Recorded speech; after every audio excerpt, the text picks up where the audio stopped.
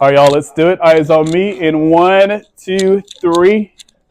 All right, so purpose of today's lesson, after today, I'm going to need you guys to comfortably say you can cite several pieces of evidence using key details and inferences from a worksheet or a text or to support your inferences. All right, so first things first, go ahead and study this image for about 10 seconds. Study that image.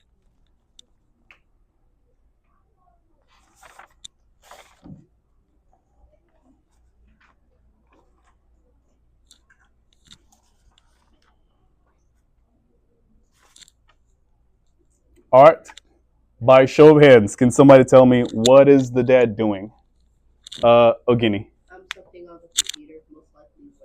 All right, somebody else. Why is the girl standing behind him? What do you think? Jamori. Trying to get him to play with her. Okay, possibly trying to get him to go playing. All right, why is she dragging the cut on the floor like that? Just in that fashion. Noah. Because she probably just came in from going outside. Okay, so she's probably out there waiting for him, and she probably like wonder where is he? Let me go find him. All right. Has she said anything to him? No. All right. Show of hands. Does he know she's there? Show of hands. Okay then. No. All right. And last question. How do we think she's feeling? Let's get some adjectives out there. Someone new. Amen. Ignored. Any other words? Alan. Disappointed. Disappointed. Very good. Yeah. Abandoned. Abandoned. Yeah. Bored. Yeah. Anything else? Sad. Yeah. Neglected. Very excellent, guys. So the point of this is so we can draw inferences. This example, we used a photo, but we're going to be using a text in our next example. So the background knowledge, what background knowledge do we have that would help us decipher this? What's the background knowledge? Has anybody experienced being disappointed by a parent? Raise your hand if your parents have disappointed you in some way. They didn't come through, they didn't show up, they promised you something, they didn't do it, they forgot about something. All right, Serenity has perfect parents. I'm jealous. Throw me your parents, I would love two of them, but I've definitely been disappointed by my parents before. So the background knowledge you have here is that we're human and we experience human emotions. All right? Mm-hmm. Okay. Now, everybody go to the story. What we're going to do right now is we're going to do a quick reading task. We're going to be playing textual evidence detective. Anyone who can support their answer with textual evidence, I have some candy and some chips I'm trying to get rid of today. So we'll do that. Rule of thumb, your inference doesn't have a text. Your inference has to have a textual clue to back it up. If you have an inference and you do not have textual evidence, that's just a guess. You're looking for key details, so those are clear things. And you're also looking for implicit details. Those are hidden clues, details about the characters, actions, and reactions that reveal more about their inner workings. All right. So as we read, we're going to go from chapter to chapter. I'll ask some inferential questions, some guiding questions. If you can get those right, I'll throw out some candy and the rest of those snacks. Stuart, can you grab those Takis for me? So much you got left. Okay. All right. Let's go. First chapter. Can we get a reader, please? Let's go with Ellen. First paragraph. Go ahead. Oh, let's start from Jerry tapped his foot impatiently. Jerry tapped his foot impatiently. He could hardly wait for a dismissal bell. Remember, class, your research paper is due tomorrow, Miss Howard said. Excellent. Amen. Mrs. Howard gave reminders. Mrs. Howard gave reminders about how to fill out the paper, but Gary wasn't paying attention. All he could think about was getting home. He needed to run fast to get them before his parents. Most days, Gary took his time getting home from school. Pause right there. Next person. Mason, please. Most days, Gary took his time getting home from school. He liked to stop at the video game store to check out new games. However, today was different. As soon as the final bell sounded, Gary put on his thick fur-lined coat. He threw his sneakers into his backpack and quickly laced up his toe boots. All right. So what? Going off base, what we know for now. Why might Jerry be in such a hurry to get home before his parents today? He has to get home before his parents. Why might that be? Jamori. Because he liked to stop at the video game store. Maybe, But remember, he has to get home. He has to get home before his parents. Today, he's not stopping. Today, he's not stopping at the video game store. Lafayette. Possibly, there's something he didn't do. Malia. He wasn't paying attention. I'm thinking possibly there's something his parents don't need to see before he sees it. That's what I'm thinking, right? Okay. Next question. How does Jerry's behavior in this scene contrast his usual routine after school, and what might this suggest about his priorities today? So keep in mind, what does he usually do and what is he doing today? Can somebody find some evidence? Evidence, yes. Okay. So basically, like a normal day after school, to go to like the store to look at some video games. Video games, yep. But today, instead of doing that, he's just rushing home for some reason. Good. Rushing home for some reason. Okay. Let's go ahead. Can we get give Ogini something? Let's go to paragraph 2. New reader, please. New reader. Nino. Nothing would keep Gary from his mission. The deep snow on the ground did little to slow him down. He reached his driveway and looked around. Jerry darted to the mailbox and grabbed the bills and other junk mail. Good. Obviously, don't eat that right now, right? All right. So nothing would keep him from his mission. The deep snow on the ground did little to slow him down. He reached the driveway in record time. Gary darted to the mailbox and grabbed the bills and other junk mail. Can somebody continue from there? Tedesi? Then he saw it. A stiff white envelope. It was addressed to his parents from his school. He stuffed the envelope in his jacket and put the rest of the mail neatly back into the mailbox. All right. Somebody's up to something here. Can we continue?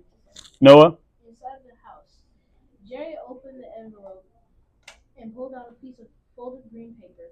He looked worried as he studied it. Then he quickly balled up the piece of paper and put it inside the Cereal box. empty cereal box, sitting in the garbage. Moving aside some trash, Jerry shoved the cereal box at the bottom of the can. All right. Next question. What was Jerry's mission and why was he so determined to complete it? Malia? To hide the envelope. All right. Can we give some candy to Stuart? All right. To hide the candy, right? Now, next question. What did Jerry do with green piece of paper after he hid it? Serenity. He didn't just throw it away, though. Can you tell me how he did it? Put it in a cereal box. In a cereal box. And then he took the cereal box and put it like all the way in the bottom. Yeah. Crumbled it, put it in a cereal box, put the cereal box at the bottom of the garbage. Is he proud about what he just put at the bottom of the garbage? Is he proud of that? Yeah, you just said If those were straight A's, you would not crumple it, put it to the bottom of the garbage, right? Give Serenity something. Is it normal the manner in which he got rid of it, Mason? No, it seems like he's trying to hide something like really, really bad. Yeah, he's definitely trying to hide something. Excellent. Let's go to the next paragraph. Can I get a new reader, please? Caden, mission accomplished. Shh. he thought Relieved. Gary tossed aside his backpack and put on his gaming system. He was already a level 65 dungeon warrior, and he wanted to get to level 70 by the end of the night. Nice. All right. Someone else. Let's continue. Jamori. Jerry sat in front of his TV screen for several hours. He only took short breaks to reload on energy drinks. Finally, after midnight, Jerry did. He reached level 70. He wanted to be excited, but he was busy and had a headache. Good. Amir. He didn't even have enough energy to change into his pajamas and crawl into bed. Instead, Jerry kicked his feet up on his unopened backpack and fell asleep in his video game chair. All right. Not enough energy to even get into bed. He just slept right there where he finished the video games after playing for hours, getting a headache, and falling asleep. All right. What can you infer about Jerry's priorities? Do we think he's a good student? No. So what can we infer about his priorities? Someone new? Malaya. He had bad grades. So what can we infer about his priorities? What is important to him? Lafayette. Video games. That's pretty much it. All right, gives Lafayette something. Can you share some explicit details as proof? Let me get first proof. Noah. So it says that on the last question, Paragraph 3. paragraph 3, it says Jerry tossed aside his backpack and flipped on the gaming system. Good. He was already 1165, so tossed his backpack after he got rid of his bad grades, then went straight to video games. Another detail, Tedeschi? Miss Howard gave some reminders about how to format the paper, but Gary wasn't paying attention. Was not paying attention, so he does not really pay much attention in school. Jamori. In paragraph 3, it also says Jerry sat in front of the TV screen for several hours. Excellent, y'all. So now, what are some potential consequences for Jerry's gaming habits? What are some potential consequences? Cartier. Headaches. Give Cartier something. You sit down and look at his screen for hours at a time. You're probably gonna get a headache. Amen. Bad grades. Is he neglecting his health? Can anybody find me some details of him neglecting his health? Yes, Amir. Yep, several hours, no sleep, headache. All right, Noah. He says he only took short breaks to reload on energy drinks. Yep. When you're really tired, what should you do? Go to sleep. All right, not drink some energy drinks. Sleep is good for us. All right, excellent. Now let's move on. Everybody, go ahead. I'm gonna give you about 5 minutes to go wrap this assessment up. It really should not take you that long because we are familiar. So go ahead and get started. Yes. I'll unpause it for you right now. All right. Okay, I'll adjust that for you right now. If you're paused, I'm gonna go ahead and check that for you right now. Don't worry about it.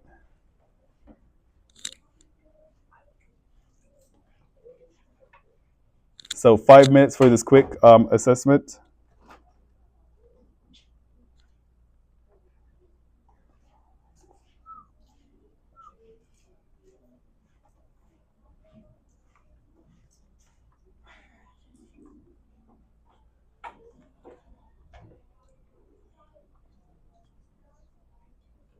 All right, if you're paused, go ahead and check that again for me, please. All right, excellent.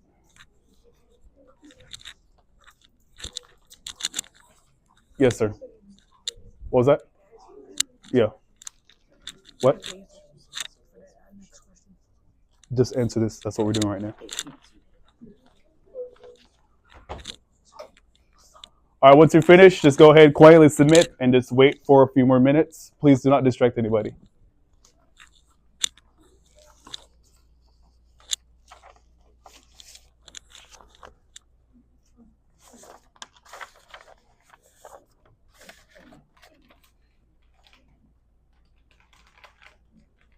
Eat that later.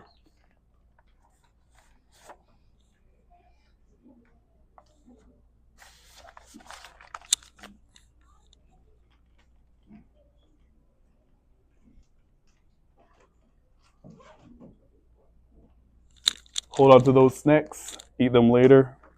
The crinkling is very distracting. Just eat it later. Don't worry about that right now. Just leave it alone and just eat it later.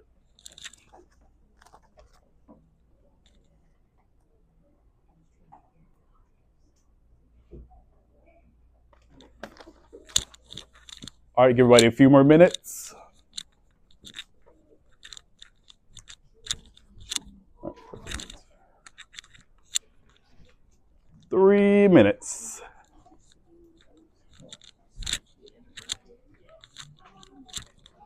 All right, so how was it for you? Very, very easy. Easy? Okay. Simple, okay. How was that for you? Good. So when your milestone says cite some textual evidence, you know exactly what to do? All right.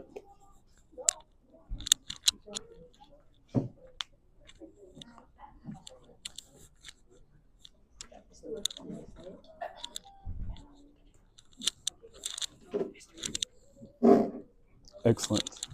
So if your milestone says, hey, I need you to cite me some textual evidence from the inferences you draw, you understand what that means?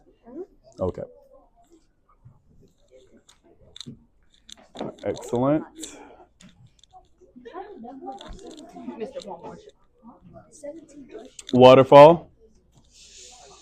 Let's wait for everybody to finish, please. We're almost there. Once you're done, you just go ahead and restart your laptop in regular mode. That's fine. Yeah. Yeah. Mhm. Not quite yet. Let's go wrap it up after everybody's finished.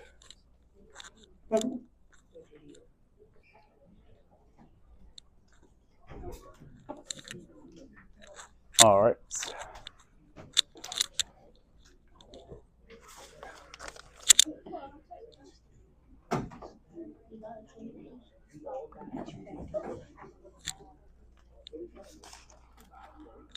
All right, so let's revisit again real quick. If you're finishing up, just go ahead and wrap it up.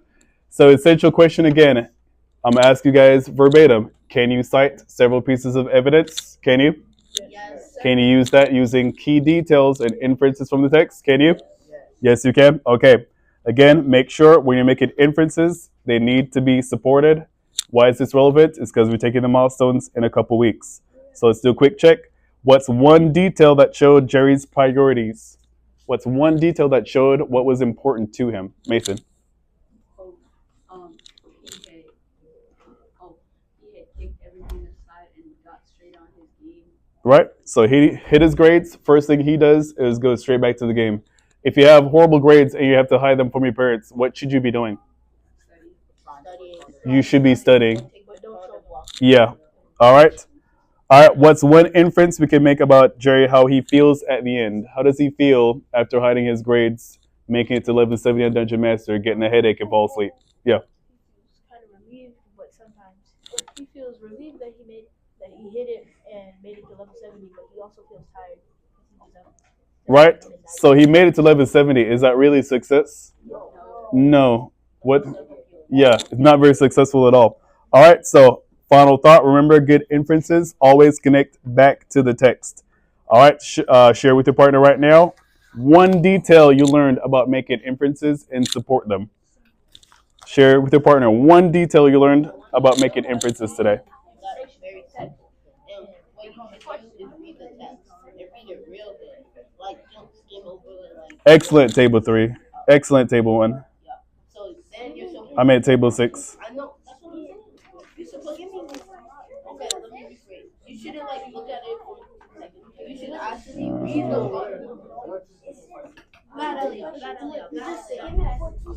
All right, waterfall. All right, so next time what we're going to be doing inferences based on character analysis. So probably going to be studying complex characters and drawing inferences from that. That is it for today. Thank you, guys. Yeah, no problem. I hope your leg heals. My leg is fine.